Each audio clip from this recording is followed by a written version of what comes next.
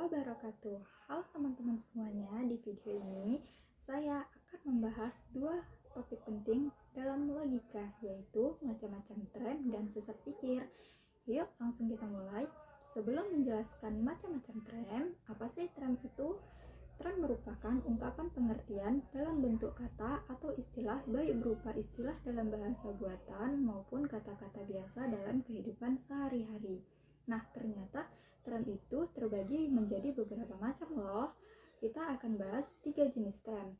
Pertama, tren berdasarkan konotasi. Berdasarkan konotasi, tren dibedakan antara tren konkret dan tren abstrak. Tren konkret adalah istilah yang merujuk pada sesuatu yang dapat ditangkap oleh panca indera nyata atau berwujud, contohnya meja, buku, dan rumah.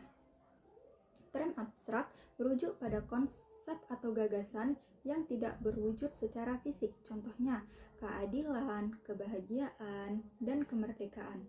Tren berdasarkan denotasi. Berdasarkan denotasi dapat dibedakan tren yang bersifat umum dan tren yang bersifat khusus.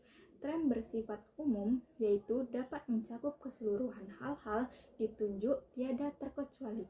Tren umum dibedakan menjadi dua macam, yaitu universal dan kolektif. Universal, sifat umum yang berlaku di dalamnya tidak terbatas oleh ruang dan waktu. Contohnya, organisme, manusia, kemanusiaan, mahasiswa, dan persatuan hewan. Kolektif, sifat umum yang berlaku di dalamnya menunjuk suatu kelompok tertentu sebagai kesatuan. Contohnya rakyat Indonesia, Persatuan Indonesia, dan mahasiswa Indonesia.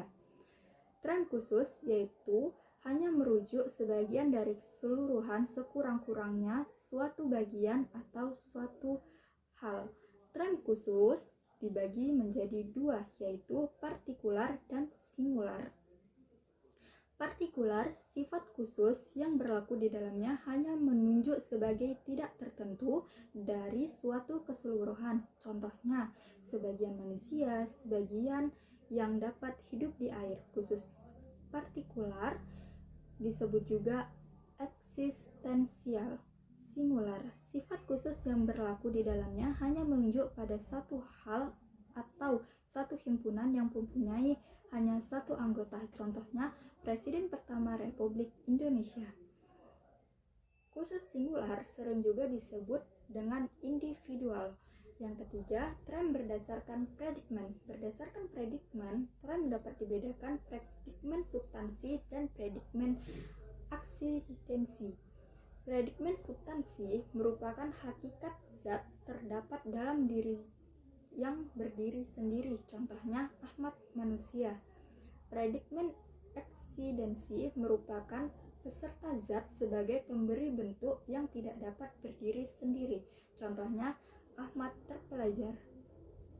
Nah, setelah kita tahu jenis-jenis tren, sekarang kita masuk ke hal yang sering jadi jebakan dalam berpikir, yaitu sesat pikir. Sesat pikir adalah kekeliruan dalam penalaran berupa perbuatan kesimpulan dengan langkah-langkah yang tidak sah karena melanggar kaidah logika maupun perbincangan yang bercorak menyesatkan karena sengaja atau tidak sengaja memasukkan hal yang membuat kesimpulan tidak sah.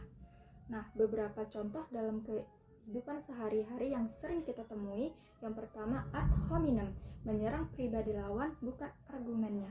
Contohnya, kamu gak usah ngomong soal lingkungan, kamu aja buang sampah sembarangan.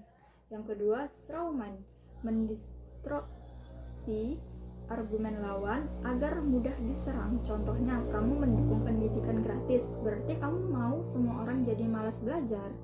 Yang ketiga, false dilema, dikotomi salah.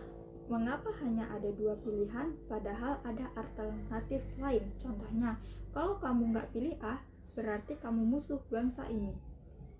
Keempat, circular reasoning. Kesimpulan digunakan sebagai premis. Contohnya, saya benar karena saya tidak salah.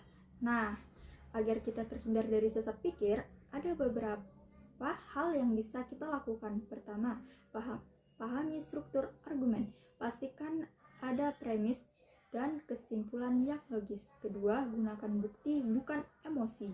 Ketiga, dengarkan argumen lawan secara utuh, bukan mengada-ngada.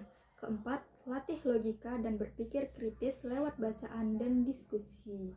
Nah, jadi teman-teman, kita sudah belajar macam-macam tren dalam logika dan jenis-jenis sesat pikir beserta cara menghindarinya.